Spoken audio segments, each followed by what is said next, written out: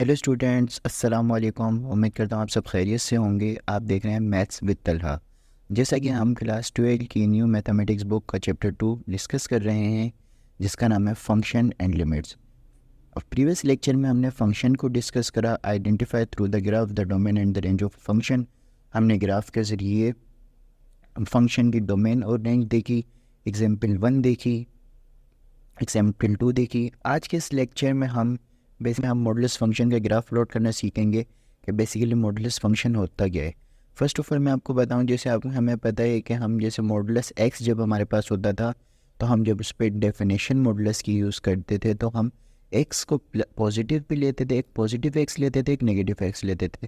Basically उसका मतलब क्या होता था, जब हम उसको एक्स को पॉजिटिव लेते थे तो when x greater than zero, यानी कि एक्स की जब हमारे पास वैल्यू ज़ीरो से बड़ी होती थी तो हम उसको पॉजिटिव लेते थे।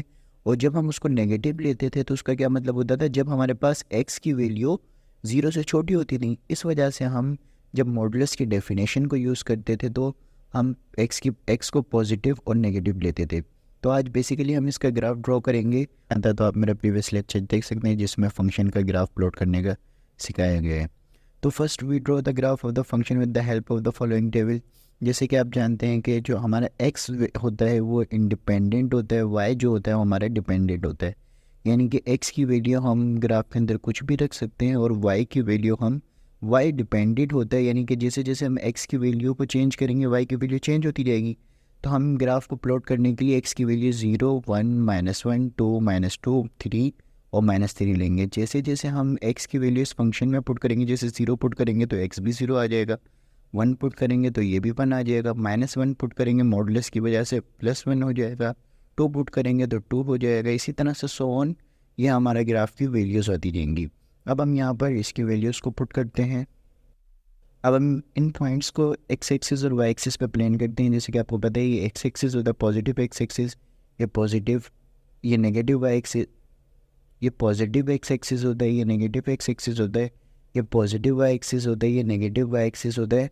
अब हम इसकी करस्पॉन्डिंग वैल्यूज़ को पुट करेंगे। दोनों एक्स और वाई का ओरिजिन है, ये यहाँ पर एक्स की भी वैल्यू ज़ीरो होती है और वाई की वैल्यू भी ज़ीरो होती है। अब हम देखेंगे कि जब हमने फंक्शन के अंदर एक्स की वैल्यू ज़ीरो पुट करी तो वाई भी हमारे पास ज़ीरो आया। तो देखें एक्स जब हमारे पास तो ज़ीरो था और वाई भी ज़ीरो था, तो हमारा पहला पॉइंट यहाँ आ जाएगा। फिर उसके बाद हम देखेंगे एक्स की वैल्यू जब हमारे पास 1 थी तो वाई भी हमारे पास 1 आया। देखें एक्स जब हमारे पास 1 था और वाई की वैल्यू 1 आई तो इसकी करस्पॉन्डिंग यहाँ से ये और यहाँ से ये जो पिंक पॉइंट है ये पॉइंट आ गई।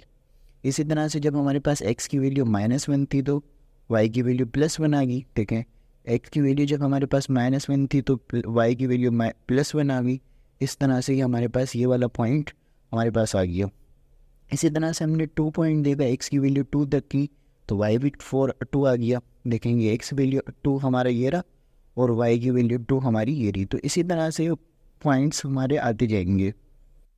इसी तरह से हमारे पास ये 2.2, 3.4, 3.3, 4.4, इसी तरह से ये लाइन हमारी ड्रॉ होती जाएगी। और इस साइड पे भी हमारा तो ये पीस वाइज फंक्शन हमारा ड्रॉ हो जाएगा। अगर आप गौर करें, मैंने आपको प्रीवियस लेक्चर में भी बताया था कि ये जो एरो हेड होता है इसका मतलब ये होता है कि फंक्शन हमारा यहीं पर बाउंडेड नहीं है, ये हमारा फंक्शन कंटिन्यूस है, यहीं 3,3 पे ख़त्म नहीं है, ये चलता जाएगा, इनफाइनाइट मैनी तक चलता जाएगा।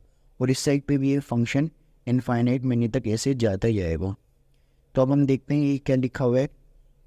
देखें by the plotting these points on coordinates X X, यानी एक्स वाई प्लेन पे हमने इन पॉइंट को प्लॉट किया।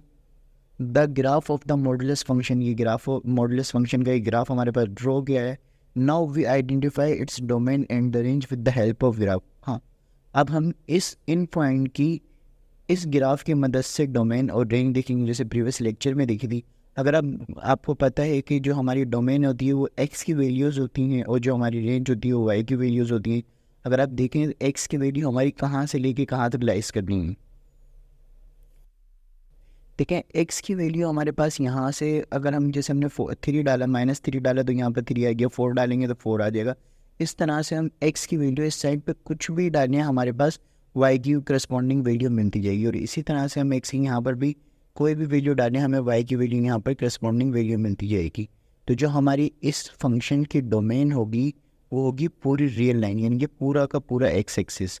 पूरा पूरा का एक्स एक्सिस यानी कि माइनस इन्फिनिटी से लेकर प्लस इन्फिनिटी तक हमारी इसकी डोमेन होगी। और जो इस फंक्शन की हमारी रेंज होगी, रेंज यानी कि वाई के जो पॉइंट्स होंगे वो अगर आप बोर करें तो हमारी वाई की वैल्यू जो स्टार्ट हो रही है वो हो रही है ज़ीरो से स्टार्ट हो रही है। देखिए ज़ीरो से नीचे हमें यहाँ कोई ग्राफ का पॉइंट ही नहीं मिल रहा, हमारे स्टार्टिंग ही इस पॉइंट से हो रहा है। तो हमारे पास जो वाई की वैल्यू है 0 आ रही है, 1 आ रही है, 2 3 4 और सो ऑन। जो हमारी रेंज होगी वो होगी 0 से लेके इनफाइनाइट तक। तो हम देख लेते हैं क्या कहा जा रहा है। Now we identify its domain and the range with the help of graph. The arrowhead indicated the graph extend horizontally without any bond. ये बात मैं आपको बता चुका हूँ कि ग्राफ हमारा horizontally extend हो रहा है और without bond है। So the domain is range, real number. जो हमारी इसकी डोमेन है यानी कि ये पूरा का पूरा x axis. while the graph extend vertically from 0 to upward, जो हमारा ग्राफ है यहाँ पर और वर्टिकली अपवर्ड बढ़ता जा रहा है, जो हमारी रेंज होगी वो है while the graph extend vertically from 0 to upward without any bond, so its range is this. तो हमारी जो रेंज है वो 0 से लेकर इनफाइनाइट तक है। 0 से लेकर इनफाइनाइट तक ये बिल्डर नोटेशन में लिखी है, हम इसको देखेंगे कैसे पढ़ते हैं। y/y बिलोंग कर रियल नंबर में से एंड y ग्रेटर देन और इक्वल टू 0, यानी कि जो हमारी y की वैल्यू है वो 0 भी शामिल है और 1 2 3 4 यानी कि 0 से सारी बढ़ी। तो ये हमारा piecewise function modulus X function का ग्राफ था। हमने इसकी ग्राफ के ज़रिए इसकी डोमेन और रेंज देखी। नेक्स्ट जो हमारा टॉपिक है वो है composition of function. Composition of function क्या होता है ये आज हम डिस्कस करेंगे। Composition of function. Composition of function is an operation or process where two function f and g produce a new function h by replacing the variable of one function with the other function. Composition of function ये होता है कि composition का मतलब होता है बनाना, यानी कि दो फंक्शन मिलके हमारे पास कोई एक फंक्शन है f और दूसरा फंक्शन है g। ये दो फंक्शन मिलके एक नया फंक्शन प्रोड्यूस करेंगे, उस फंक्शन को हम कहते हैं कंपोजिशन ऑफ फंक्शन, यानी कि हम एक नया फंक्शन को कंपोज करेंगे। तो हम देखते हैं कैसे होता है। देखें अगर हमारे पास एक ये फंक्शन है, आप फंक्शन का मैंने आपको कॉन्सेप्ट प्रीवियस लेक्चर में दिया था कि ये एक हमारे पास है, एक एफ फंक्शन है, एक ये हमारे पास जी फंक्शन है। ये दोनों फंक्शन मिला के एक नया फंक्शन बना रहे हैं सी फंक्शन, यही कहलाती है कंपोजिशन ऑफ फंक्शन। अब हम देखते हैं क्या प्रोसेस होता है। 2.2.1 में है recognise the composition of functions. देखिए हमारे पास एक फंक्शन है let F dot A to B. एक हमारे पास फंक्शन है जिसकी डोमेन ए है और रेंज उसकी बी है। बेसिकली ये फंक्शन को लिखने का तरीका, फंक्शन को हम इस तरह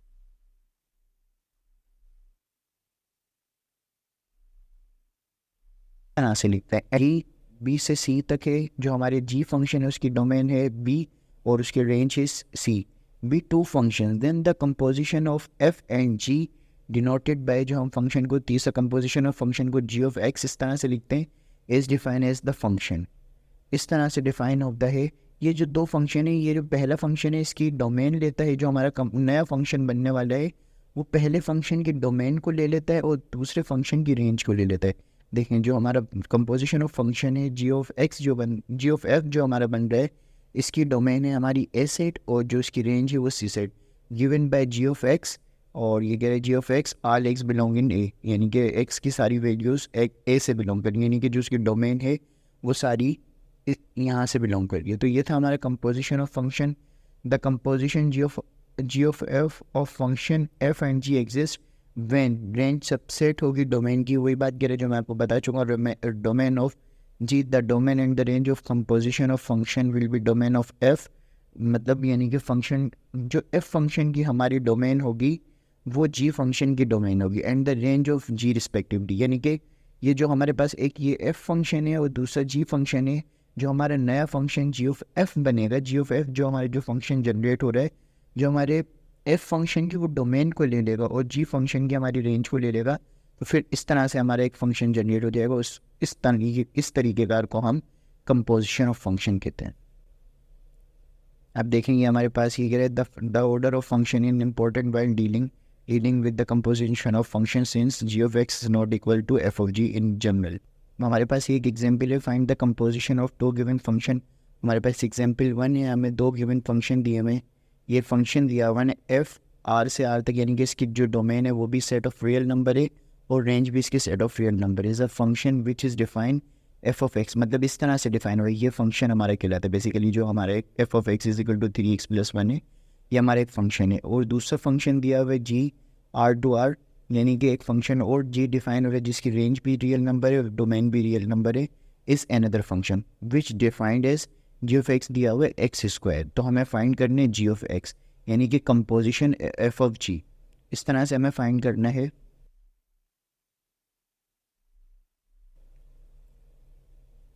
ये देखें, the composition of F and g will be f of g, यानी कि एफ ऑफ जी का मतलब क्या होता है, फंक्शन। ये जो जी ऑफ एक्स का जो मतलब गिवन होगा, जैसे हमारे पास एफ ऑफ एक्स हमारे पास था 3x+1, जी ऑफ एक्स हमारे पास था 3x+1 और एफ ऑफ जी था हमारा x²। तो यानी कि देखें हम इसको कैसे लिखेंगे, एफ जी ऑफ एक्स। अब देखें ये जो हमारा पहले वहाँ पर x था, तो अब ये जी ऑफ एक्स का जो फंक्शन हमारा था, जी ऑफ एक्स का फंक्शन उसकी जगह पे पूरा आ जाएगा x², क्योंकि हमारा फंक्शन जी ऑफ एक्स बराबर था x² की जगह। अब ये हमारा ये जो फंक्शन बन गया एफ इंटू x², तो हमारा और इसके ये फंक्शन बराबर था हमारा 3x+1 के। तो यहाँ पर 3x²+1 को यहाँ हम पुट कर देंगे, यानी x², एफ ऑफ एक्स की वैल्यू के फंक्शन की वैल्यू को हम यहाँ पुट कर देंगे 3x²+1। तो इस तरह से हमारा ये F of G of X ये निकल के आ गया 3x²+1। इसी तरह से हमारे पास एग्जाम्पल 2 है, उसके अंदर भी एक फंक्शन दिया हुआ है F of X is equal to 2x+1 and G of X is equal to -x²। Find F of G of F for X is equal to 2। वही कहेंगे कंपोजिशन ऑफ फंक्शन है, जी ऑफ एक्स फाइंड करना है। G of x यानी कि जी हमारा बाहर आ जाएगा, एफ ऑफ एक्स का फंक्शन हमारा अंदर आ जाएगा, यानी कि जी इंटू एफ ऑफ एक्स।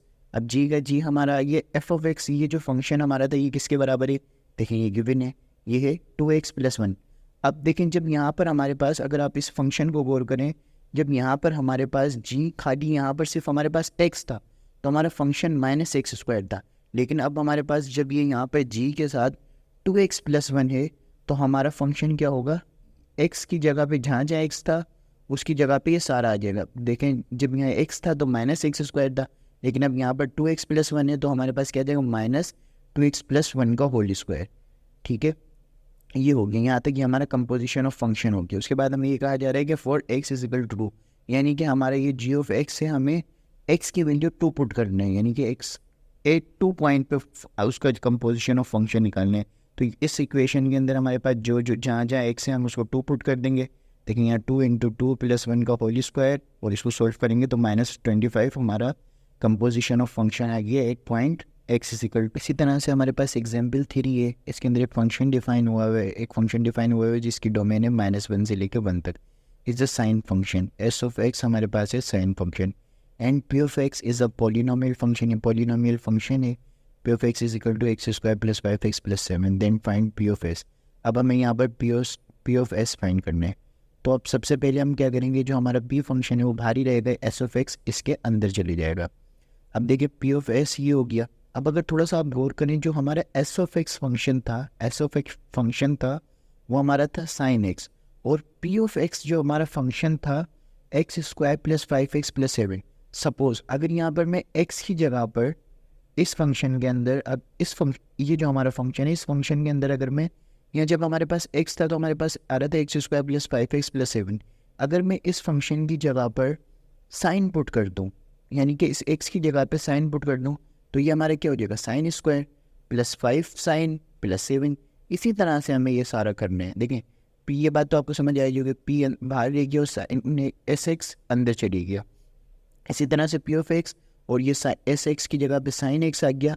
अब ये जो हमारे पास कंडीशन क्या आ गई, पी साइन एक्स, यही तरह से जैसे हमने यहाँ पर रिप्लेस किया था ना, वही काम करना है कि यहाँ जब हमारे पास x था तो हमारे पास क्या था, x² + 5x + 7। अगर यहाँ पर हम साइन को रिप्लेस कर दें, x से साइन को रिप्लेस कर दें, तो हमारे पास क्या हो जाएगा, sin² + 5 sin + 7। तो हमने यहाँ पर वही काम किया है कि हमने x को रिप्लेस कर दिया साइन से, sin x² + 5x + 7। तो हम इसको सॉल्व करेंगे, sin² x + 5x 5 sin x + 5। तो ये था हमारा कंपोजिशन ऑफ फंक्शन। इंशाल्लाह नेक्स्ट लेक्चर में हम इससे आगे का डिस्कस करेंगे, इन्वर्स ऑफ कंपोजिशन फंक्शन, और इसकी एक्सरसाइज को देखेंगे। आज के लिए इतना ही, कंपोजिशन ऑफ फंक्शन और उसके बाद हम इसकी एक्सरसाइज देखेंगे। आज के लिए इतना ही। अल्लाह हाफिज़। अगर आपको ये वीडियो अच्छी लगी तो अपने दोस्तों के साथ शेयर करें, लाइक करें और मेरे चैनल को सब्सक्राइब करें। जब तक के लिए अल्लाह हाफिज़।